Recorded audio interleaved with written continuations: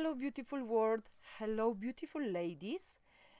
This episode of Thursday with Beautiful is primarily for you because today we are going to talk about how to embrace and express your femininity. How to embrace and express your femininity. On Thursdays with Beautiful episodes, we are talking about tips, strategies, ideas which you could implement every single day into your lifestyle to become better version of yourself, to become that powerful woman you want to be. And of course, those are more like coaching episodes, more like answering your questions episodes. Before we embrace and express our femininity on this video, so before we dive deep into that topic, I have one announcement. Just one announcement. In 2 weeks, the episodes on Tuesday, which are called the love videos, and on Thursday, which are called the Thursdays with Beautiful, are going to be merged into one bigger videos. There will be just one video on every Thursday called The Beautiful Show, which will be consisting of both of those videos together. It will be empowerment, there will be some motivational quotes, words, and there will be also lots of coaching tips. So that way you can take that one video and use it as some type of workshops for you to implement on your days, in your every single day, for bettering yourself, for growing, for discovering your true identity and true self. So let's go back. Let's go to the topic of today's episode, how to embrace and express the femininity. So this week we are talking about women. What does it mean to be a woman for you? How does it feel to be a woman for you? I would like you to stop for a while and think about those two questions. Think about those two questions. What old stories, what descriptions are you having in your head about a woman? About possibly what does it mean to be a woman? What does it feel to be a woman? Are those stories maybe like, oh, women are weak, women are used, women need to do many more things, women are not fair treated in the men world? Are those stories like that very destructive, very blaming, very negative? Or maybe do you have a story like being a woman as being strong, being a role model for the kids, being a group leader or a company leader, being very open, very expressive, being attractive, unlimited, having all these good energies in it? Do you feel that you are more on that side of negative view of a woman, or are you more maybe on that empowering side of being a woman? Where do you stand? What do you feel you are? Where are your stories rooted? This part is really important to kind of dig deep to understand how being a woman makes you feel and makes you act, makes you behave, makes you act, makes you treat yourself. Because that step is the first step to start expressing yourself and start embracing yourself as a woman. If your stories are those negative ones and you always held on those and you always find some kind of proof, wherever you went, always somehow things were proving your point. Remember, whatever you think and whatever you focus on, it's going to happen. So if you keep thinking that women are weak, that you are not going to be, any stronger than other women, that you just need to, not speak up and just be that housewife or be that little lower coworker who is doing everything for everyone, is not appreciative, and you better not speak up because you may get fired or you may get rejected and not loved. If that is the case, I would like you to start rewriting those stories. I would like you to write down a couple of feminine qualities such as vulnerable, in flow, powerful, in alignment, listening to her intuition, attractive, sensual, sexual, magnificent, wonderful, unlimited, unstoppable.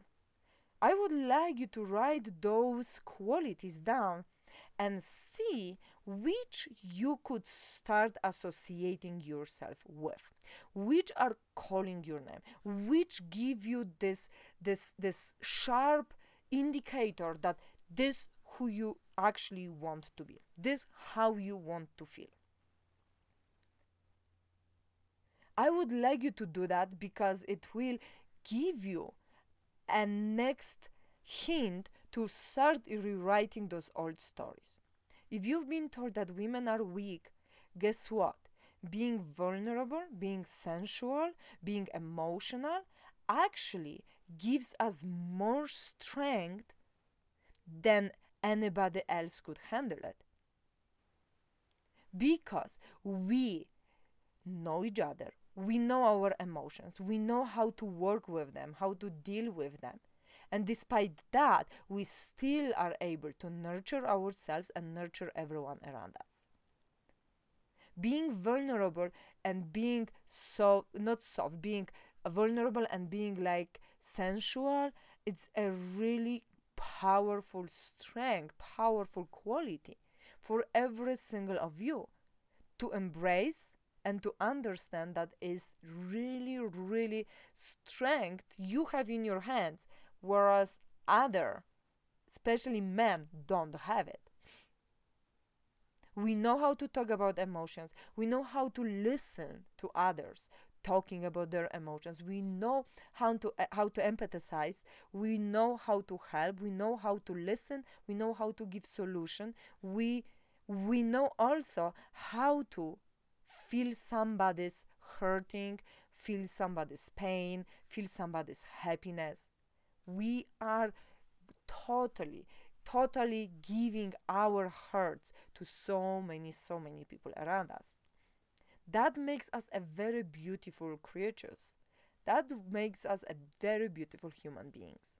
So I would really like you to rewrite those stories and see what components and qualities of being feminine really call your name. And if you are on that positive side of feeling who you truly are and being a woman makes you actually being proud and happy internally and aligned with yourself, keep doing the work you are doing. Keep being the person you are.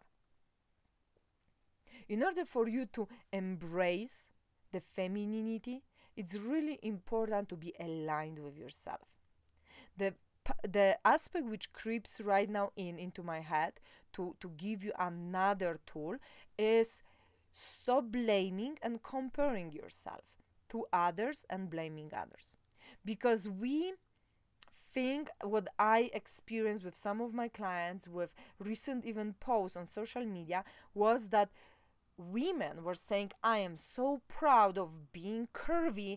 Curvy women are real women, and the skinny should go to hell. That doesn't tell me that you are really in alignment with your femininity. You are not. You are truly not. You are just covering everything what you actually don't like about yourself by just saying that you like being curvy and those skinny people are, or women are, bad and da. If you really truly believe that you feel like a woman, guess what? Size doesn't tell me or anybody else out there how feminine you are. That's totally not the case. because how feminine you feel inside of you doesn't really mean if you are having leggings or dress, if you are having anything else on yourself. Doesn't mean how you look like this. Doesn't mean.